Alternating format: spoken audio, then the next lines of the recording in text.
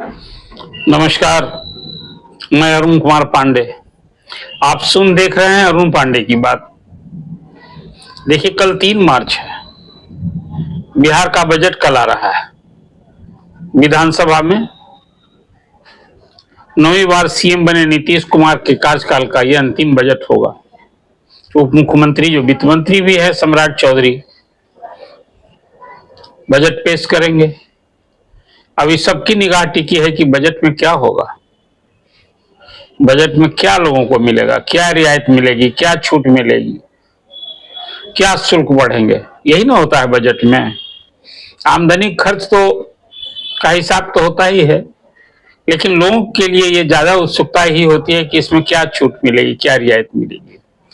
पहले तो एक सबसे बड़ा आय का साधन हुआ करता था सेल्स टैक्स, उसी से सबसे बड़ी आमदनी होती थी। अब तो सेल्स टैक्स जीएसटी हो गया है। तो जीएसटी का मतलब है कि अब वो केंद्र सरकार जीएसटी वसूलती है और केंद्रीय करों से बिहार को हिस्सेदारी मिलती है। तो एक फॉर्मूले के तहत मिलता है, वो बिहार को मिलना ही है। पिछले वर्ष जितने मिले उससे ज्यादा मिलेंगे। केंद्रीय सहायता भी मिलेगी ज्यादा, अनुदान भी मिलेंगे सहायता, और केंद्रीय करों में हिस्सेदारी भी सहायता मिलेगी। ये तो अपनी जगह है। एक अभी अनुमान किया जा रहा है कि नए वित्तीय वर्ष में कल सम्राट चौधरी वो 3 लाख करोड़ से अधिक 3,15,000 से 20,000 करोड़ के आकार का बजट पेश करेंगे। स्वाभाविक है, जैसे पिछले साल जो बजट पेश हुआ था वो 2,26,000 करोड़ का बजट पेश हुआ था। बाद में 2 अनुपूरक बजट आए और अभी इसी सत्र में जो बजट सत्र शुरू हुआ है इसमें तीसरा अनुपूरक बजट भी आ रहा है। इस बीच में कई सरकार ने कई नई योजनाओं की घोषणा की है, नए खर्च कुछ बढ़े हैं। तो इस सब के लिए तो बजट से जो स्वीकृति लेनी होती है, तो उसी के तहत अब तृतीय अनुपूरक बजट आ रहा है। लेकिन बजट के पहले ये दबाव है, चुनावी साल है। इस चुनावी साल में तो कुछ लोक लुभावन बातें करनी होगी। जनता को भरोसा देना होगा कि हमने जो बीते वर्षों में जो कुछ किया है लोगों की सुख सुविधा के लिए, चाहे वो सड़क हो, सिंचाई हो, स्वास्थ्य हो, महिलाओं के लिए जो कुछ, चाहे यूथ के लिए कुछ किया है, उससे ज्यादा कुछ करेंगे। चुनाव के साल में तो अब एक नई परिपाटी शुरू हो गई है कई राज्यों में, कोई मुफ्त की रेवड़ी बांटने का, कोई मुफ्त बांटने वाली योजना की शुरुआत करना। तो बजट आने के पहले विधानसभा में विपक्ष के नेता, पूर्व उप मुख्यमंत्री, राजद के नेता और सीएम के भावी उम्मीदवार, महागठबंधन के सीएम चेहरा तेजस्वी यादव ने 4 प्रमुख मांग कर दी है और कहा है कि भाई इस बजट में आप इसको पेश कीजिए, नहीं तो हम तो सत्ता में आएंगे तो करेंगे ही। वो कौन सी 4 प्रमुख मांग कर दी? एक तो कहा कि हम 200 फ्री बिजली यूनिट फ्री देंगे। कहा कि महिलाओं के खाते में हम 2500 रुपया महीना देंगे। अभी जो विधवावस्था पेंशन, सामाजिक सुरक्षा पेंशन की योजना के तहत 400 रुपए मिलते हैं, उसको 1500 रुपए हम महीना दिया करेंगे। और एक बात, अभी जो 900 रुपए में अभी जो एलपीजी सिलेंडर मिल रहा है उसको कहा है कि हम 500 रुपया में देंगे। ये बड़ी घोषणा न होगी तो घर घर तक इसकी पहुंच, और खासकर गृहिणियां जिन्हें ये इतनी सस्ती बिजली मिलेगी, इतना सस्ता गैस मिलने लगेगा तो जयकार होगा। तो नीतीश कुमार एक अलग दबाव में है। अब चुनाव में जाना है तो जैसा आपको याद होगा कि पिछले बजट में मुख्यमंत्री सरकार ने 8 प्रमुख प्राथमिकताएं गिनाई थी कि हमारी 8 प्रमुखता होगी। हम यूथ, महिला और किसान, इसको साधना अब सरकार की मजबूरी है। तो यूथ के लिए क्या करेंगे, महिला के लिए क्या करेंगे? मुझे लगता है कि नीतीश कुमार को भी महिलाओं को सीधे खाते में डालने के लिए कुछ ना कुछ करना ही पड़ेगा।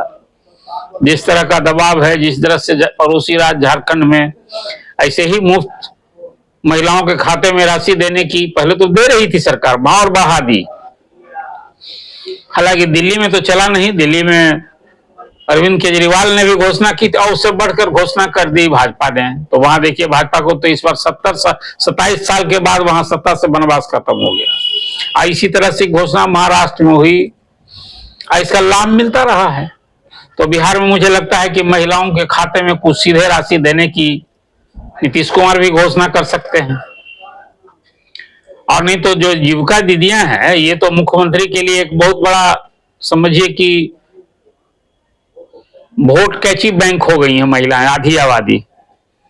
जो 10 लाख से अधिक जीविका दीदियां समूह बन गई है और 1 करोड़ से अधिक, 1.25 करोड़ महिला सदस्य हैं, और सब जो इससे जुड़े हुए। अब तो शहरों में भी ये योजना चल रही है, आजीविका वाली, जीविका दीदी वाली। शहरों में अब इस तरह से समिति बन रही है, या तो कुछ समिति में जो जीविका दीदी समूह हैं उनके कुछ ऋण माफ हो सकते हैं, नहीं तो उनके खाते में कुछ दिया जाएगा, ये एक बड़ी उम्मीद है। फिर विभिन्न वर्गों के लिए, खासकर अनुसूचित जाति, जनजाति, पिछड़े, अति पिछड़ों के लिए जो वजीफा मिलता है छात्रवृत्ति, उसमें भी बढ़ोतरी होने की उम्मीद है। अब जब महंगाई बढ़ी है तो खर्च भी बढ़ना गया है, सब चीज का, पढ़ाई लिखाई, रहन सहन, तो मुझे लगता है छात्रवृत्ति की राशि बढ़ सकती है। देखिए, हर साल अभी बिहार में शिक्षक की नियुक्ति बम्पर नियुक्ति हो रही है। इस माने में निश्चित रूप से पिछले बजट में भी, पिछले साल भी घोषणा हुई थी, और ये हुआ भी था कि ऐतिहासिक तौर पर 2 चरणों में बीपीएससी से कोई 2 लाख से अधिक शिक्षक बहाल हुए। और अभी तीसरे चरण में भी शिक्षक की नियुक्ति हो गई है, जिसका अभी 9 मार्च को ही मुख्यमंत्री सबको नियुक्ति पत्र बांटने वाले हैं। उनकी भी संख्या कोई 65-66 हजार है। तो 3 चरण में तो टीआर 1, टीआर 2 और टीआर 3 की नियुक्ति हो गई।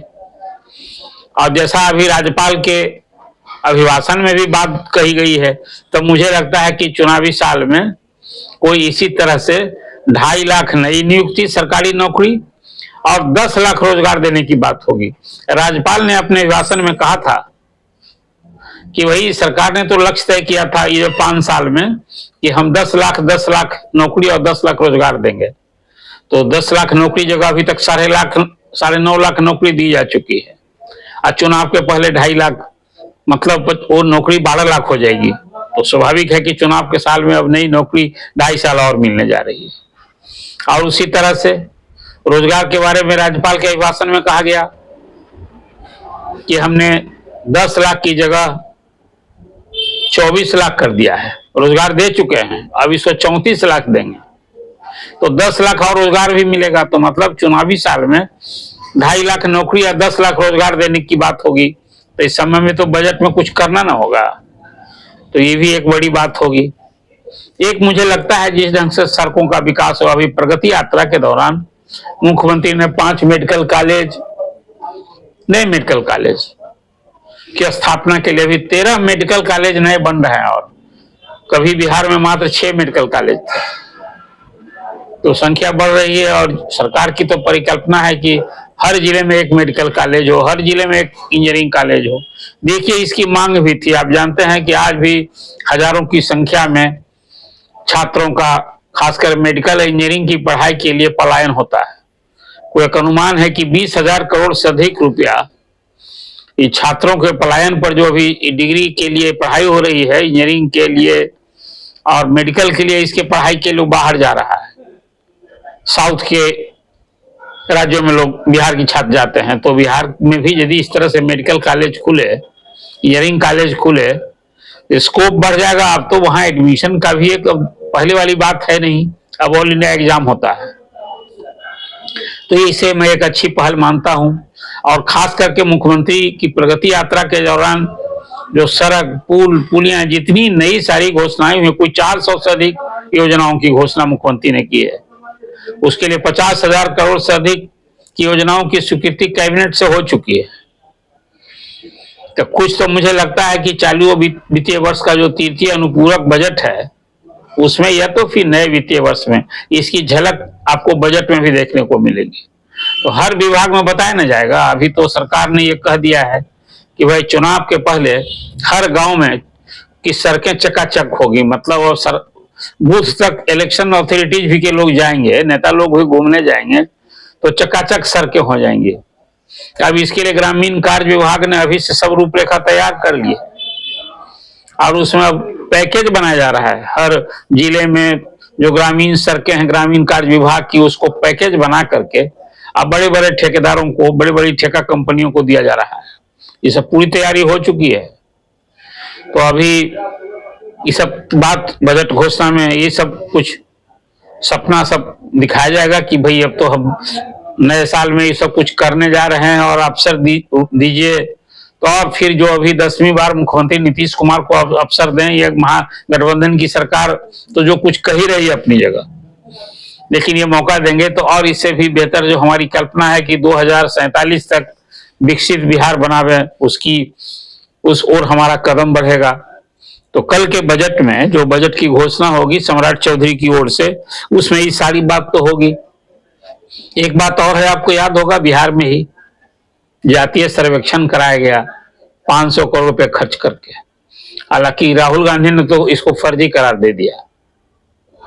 आपको मालूम है ना, इस जातीय सर्वे में हुआ कि 94 लाख परिवार बिहार में गरीबी रेखा से नीचे हैं और उनके लिए नीतीश कुमार की परिकल्पना है कि हर प्रति परिवार यदि हम 2 लाख रुपया उनको लघु उद्यम के लिए दे दें तो स्वरोजगार से वो परिवार की आर्थिक दशा सुधर सकती है।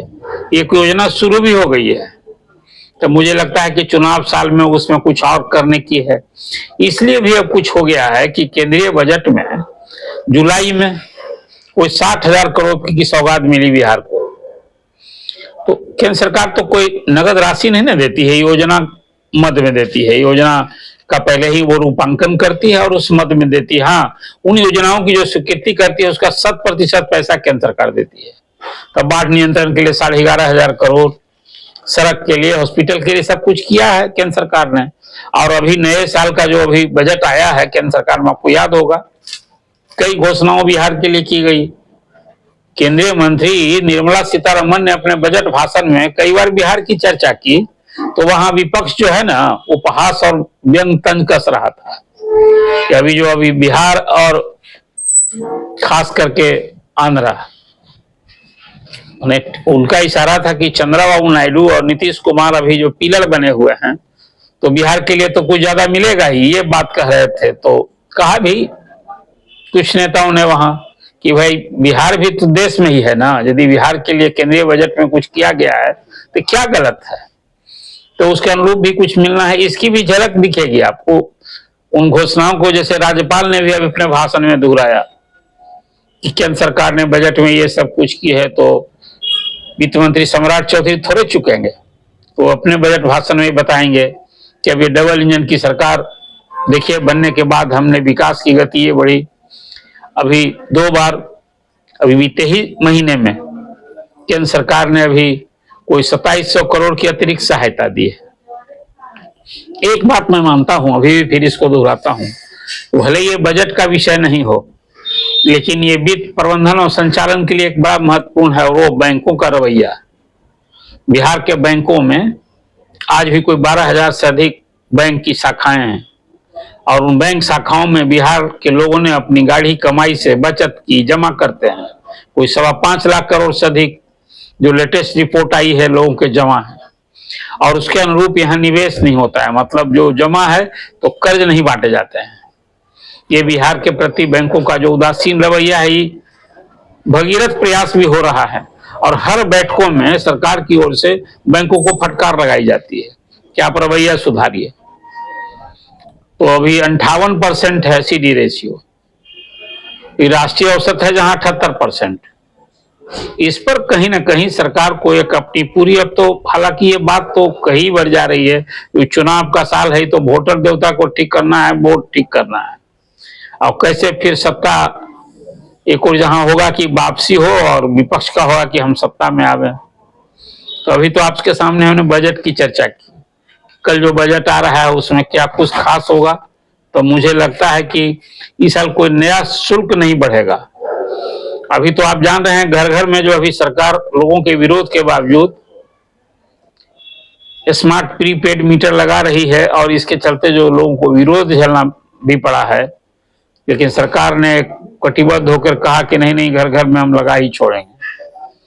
तो अभी प्रीपेड मीटर लगा है तो कुछ बिजली का रेट घटने वाला है, सरकार लगभग ये तय कर चुकी है। तो मुझे लगता है कि 1 अप्रैल से कुछ बिजली के टैरिफ में, बिजली दर में कमी लाई जाएगी। एक तरह से कहिए कि जो प्रीपेड मीटर लोगों ने लगाया है, जिसकी आम शिकायत है कि अब मीटर ज्यादा उठता है। हालांकि सरकार की ओर से बराबर ही कहा जा रहा है कि देखिए मिसनोवर है, गलत भ्रामक प्रचार हुआ है। बिजली का मीटर उतना ही उठता है जितना लोग खपत करते हैं, उसमें कुछ इंसेंटिव भी दे रही है सरकार, लेकिन अब दर घटाने की बात हुई है, तो ये भी एक कहीं ना कहीं आपको कल के बजट भाषण में इसका उल्लेख भी निश्चित रूप से किया जाएगा। तो कल 2-3 महत्वपूर्ण बातें हैं। महिलाओं के लिए जो महिला सशक्तिकरण कहिए और महिलाओं के खाते में ये तो करना पड़ेगा, जैसे तेजस्वी प्रसाद यादव ने मैया बहिना योजना के तहत जो 2500 रुपए मासिक देने की जो घोषणा की है, एक बड़ी घोषणा है आदि आबादी को साधने के लिए। तो स्वाभाविक है ये नीतीश कुमार के सरकार के सामने भी एक बड़ा दबाव है। अब इंतजार कीजिए, जो मुझे जानकारी मिली है, जो बजट और वित्त प्रबंधन देखने वाले अधिकारी हैं वो बताते हैं कि देखिए राज्य की वित्त की स्थिति अब पहले वाली नहीं है। अब तो सच पूछिए खर्च का संकट है। खर्च का संकट ये है कि अब समयबद्ध तरीके से जो राशि स्वीकृत होती है वो खर्च नहीं, हर बार बजट की एक बड़ी राशि 3 बार अनुपूरक बजट लिया जाता है, 2 बार 3 बार अनुपूरक बजट लिया जाता है, और पूरे मिलाकर आप कहेंगे तो बजट की राशि खर्च नहीं होती है। ये बहुत गंभीर विषय है। खाली कल बजट के आने के पहले ये चर्चा अभी करना बहुत लाजमी नहीं दिखता है, फिर भी ये तो चिंता का विषय है ही नहीं। कल आप एक बड़ा सा बजट ला रहे हैं, आप बताएंगे कि भाई देखिए लालू प्रसाद और राबड़ी देवी के राज में 2005 में तो 22,000-25,000 करोड़ का बजट हुआ करता है, और हम तो 3,20,000-25,000 करोड़ का बजट ले आए। अरे भाई साहब 20 साल बीत गए, 20 साल में कितनी महंगाई बढ़ी। अब 20 साल पहले हम जितना 5,000 करोड़ में खरीदते थे, आज उतना ही चीज खरीदने के लिए 5,000 में खरीदा जा सकेगा क्या? हर साल 10% महंगाई बढ़ने की बात होती है। खैर ये तो अलग अलग बातें हैं, सरकार का जो आंकड़ा होता है आंकड़ों से होती है। देखिए मैं सामान्य बात इसी समझता हूं कि बजट चाहे जैसा हो, आम लोगों की आमदनी बढ़े, जो रोजमर्रे की जिंदगी है उसमें सुधार हो, आम लोग जो है अपने बाल बच्चों की पढ़ाई लिखाई और स्वास्थ्य की जो समस्या होती है जो इसको ढंग से कर पाए। और ये कैसे हो सकता है?